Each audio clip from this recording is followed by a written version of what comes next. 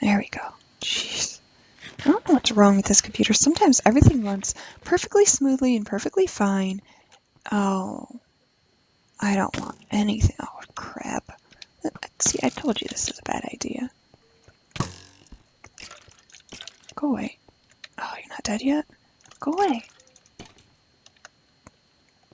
Get off my mountain. Oh, and I'm lagging again.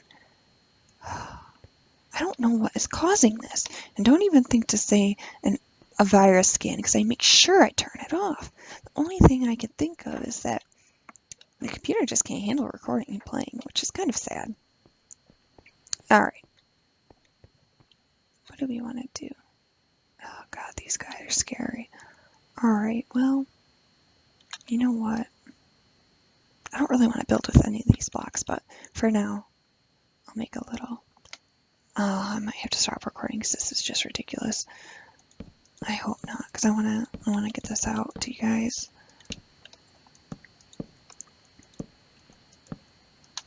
How big do I want to do this? I don't even know. I don't have a plan or anything. My cat's making a lot of noise upstairs. I don't know if you can hear, but I hope not, because that's embarrassing. Yeah, this will just be this for now. Oh, where did you come from? Did he just spawn? Did you guys see that? Get out of my house. Jeez, not welcome here. There's a creeper right over there. Let's try to get out of here. Oh, oh. You guys probably knew that was going to happen too. You're like, Carly and Kitten, there's a hole there. There's a hole there. You're gonna have a problem. You're gonna have a bad time. Do you do that when you're watching YouTube videos and you see something obvious, the person recording does it, and you're like, oh my god, you idiot, you know, do this, or watch out behind you. Or... That's how I felt when watching my UHC back. What the heck is going on up there? Oh. When watching my UHC playback, the zombie that knocked me into the hole, you could hear it burning for like ever before it hit me. And I can't remember if I just didn't hear it, or because I don't know if I just didn't hear it, or if I don't know.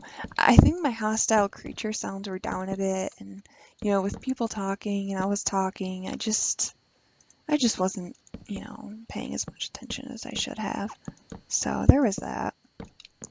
But after watching the playback, I'm just like, oh my god, how did I not know that was going to happen? I mean, even Lot, I suppose I also thought maybe, you know, it was burning for so long before it hit me. Probably figured it would die before it got to me, or my teammate could kill it. That's what it was. I thought my teammates were attacking it or something. I don't know. That is a lot. Look at that. It's like a skeleton party over there. There's so many monsters spawning around here. And I lit the area up. No, no, no, no, no, no, no, no. Leave me alone, leave me alone, leave me alone. I'm lagging. Oh, God.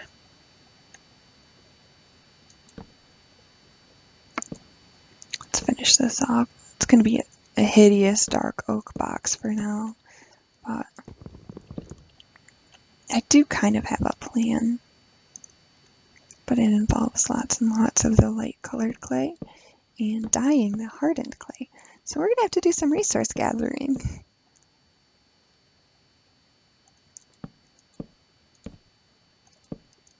So yeah, I am going to school to be a EMT.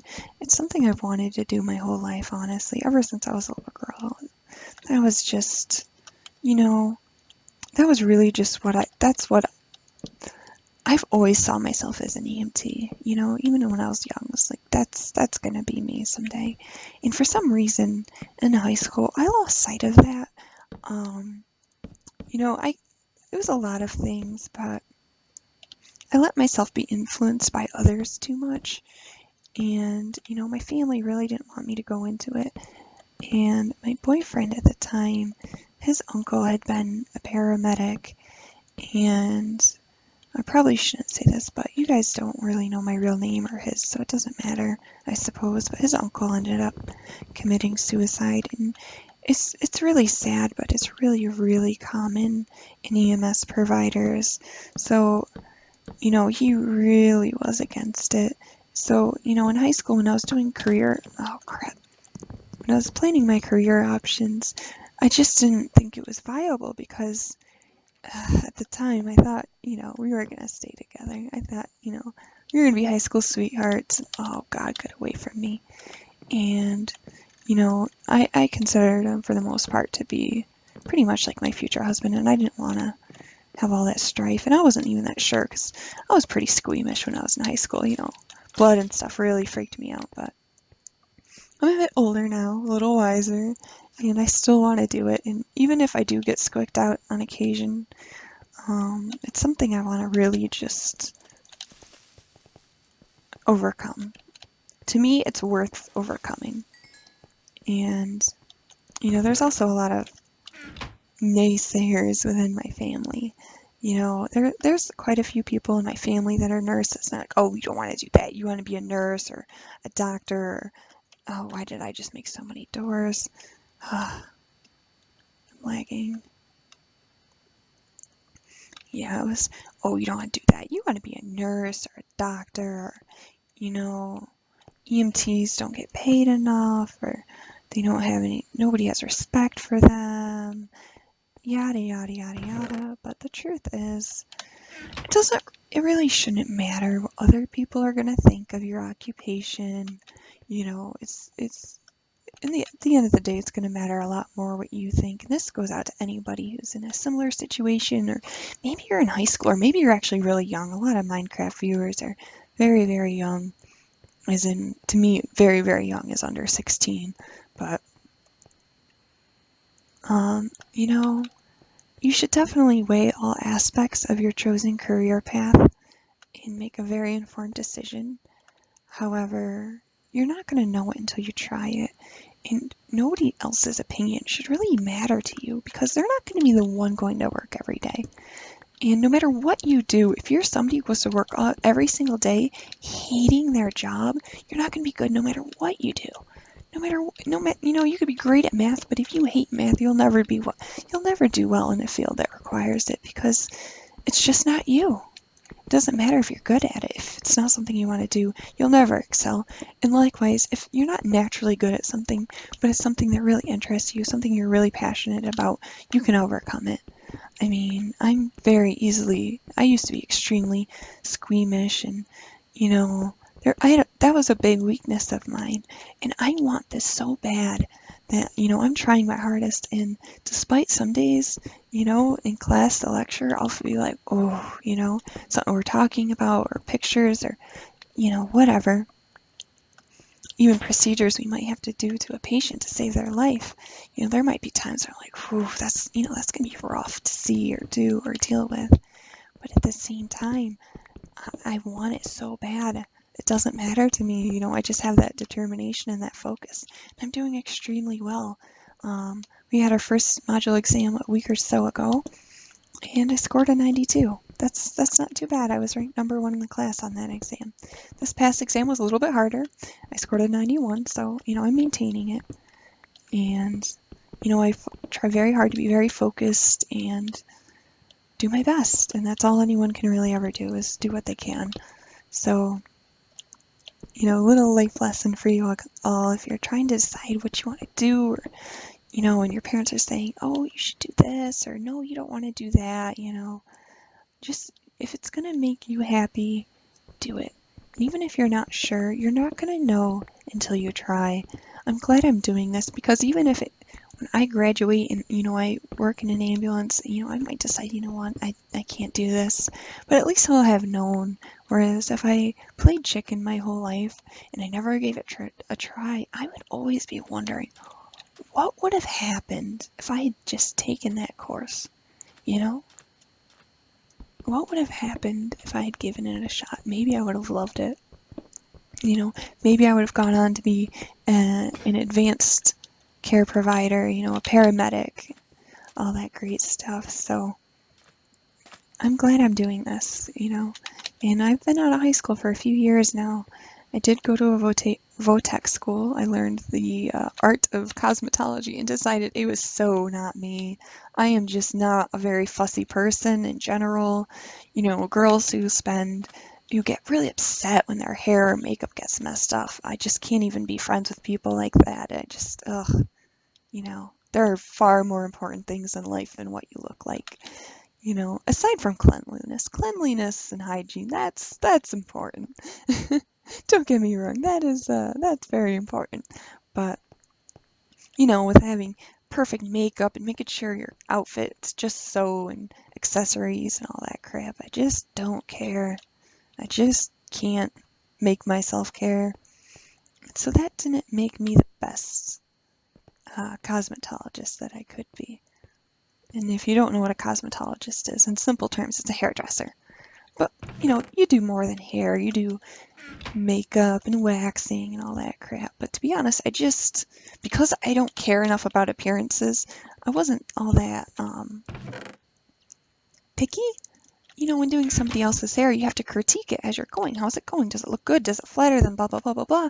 And at times I just didn't care. It's like, well, it's a haircut. It's even. You know, it's good. It's shorter than it was before. You know, you're good to go. And, you know, that didn't exactly make people happy all the time. And that was another thing, is you have to be able to please everyone. And I don't know, people can be kind of ridiculous in a sense. I guess I just can't empathize with people who get very easily upset if their hair isn't just so, because I mean, if I get a bad haircut, I'm just like, oh well, you know, I just grow it out and cut it again, and hopefully it'll come out, you know, a little more flattering next time. This is coming from somebody who has training in hairdressing. You know, a lot of people have training in hairdressing. They won't let anybody who's new to hair do their hair. But when I worked in a salon, I let the brand new girls fresh out of school do my hair all the time. Why? Because they're not going to learn if they don't make mistakes. But, you know, I was kind of the odd one out, and I would actually teach them how to cut hair on my hair while they held scissors. That's kind of a scary thought for some, but you know, in the grand scheme of things, to me, it really was not a big deal.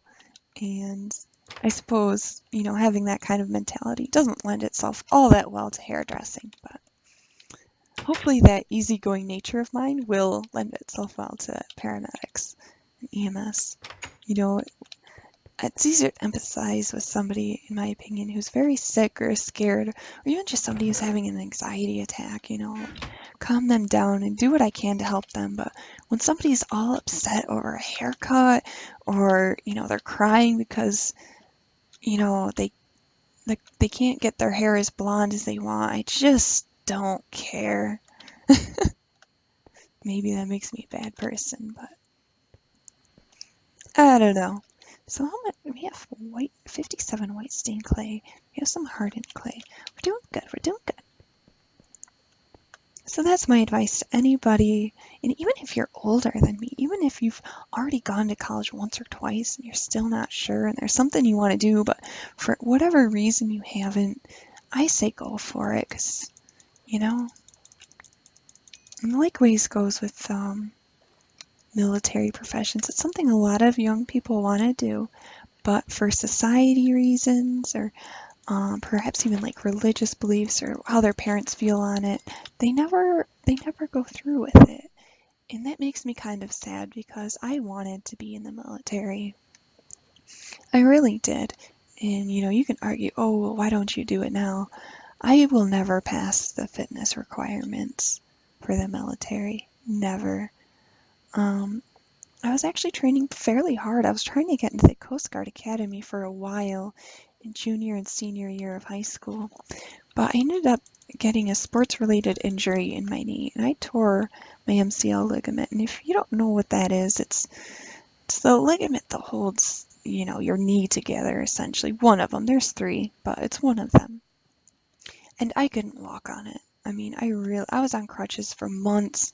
Then when I was off the crutches, I still had to wear a brace all the time. Even then, I had bad stability. I was falling down. I would go downstairs and just drop down the stairs, because it would just give out without warning or anything. And, you know, by the time all that was over, I went through physical therapy and yada yada, but I could never run again. And that is where my military ideas of a career ended. I just couldn't. I couldn't even run like 50 feet, and it wasn't even. I was in shape. I could do ellipticals and low impact things, but anything that impacted the knee at all was just excruciatingly painful. And it has faded as the years go by, the knee pain thing, but it's something I'm probably always going to deal with. And getting, I think it's 8 minutes, it could be even less. Getting a mile in 8 minutes. I mean, even if I could ignore the pain enough to do it, I would be miserable. And the army, it's pretty rigorous stuff. I could do the push-ups. I remember shortly after I'd finally finished recovering all the way from the knee injury, the U.S. Army was at the state fair and they were doing like a little push-up thing. And I think the girls had to do at least 25 and the guys had to do at least 50. And if you did that, they'd give you like a T-shirt that said Army Strong or something. It was just a little thing they were doing. It was pretty neat. And so the girls' record for the day was something like 26, 27. And I kind of just walked up and I was like, hey, can I participate in this?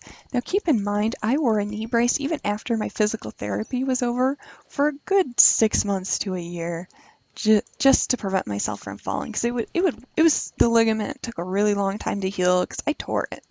It was really weak. I had bad stability. They kind of gave me a skeptical up and down look. And they said, well, if you really want to. So I did, and I dropped down and I gave them 55 push-ups. And I'm not sure if the form was quite perfect, but it was pretty good. I mean, I know my butt wasn't up in the air at least. It was decent. So, and if you're wondering why I'm killing squids, it's for the ink because I'm gonna make black stained clay. There is a reason to my madness. I don't even know how long I've been recording, so I'm going to end this here. I'm going to continue playing, but I'm going to make a little ending so I can have a separate video, because there is a time limit on YouTube. Alright, thank you guys for watching. If you enjoyed, please leave a like, a comment, whatever. Tell your friends. It does help me out a lot. And, let me know what you think of this series, what you want to see, etc., etc. The same rigmarole I will go through every episode. Alright, Girly and Kitten in the Mesa biome signing off.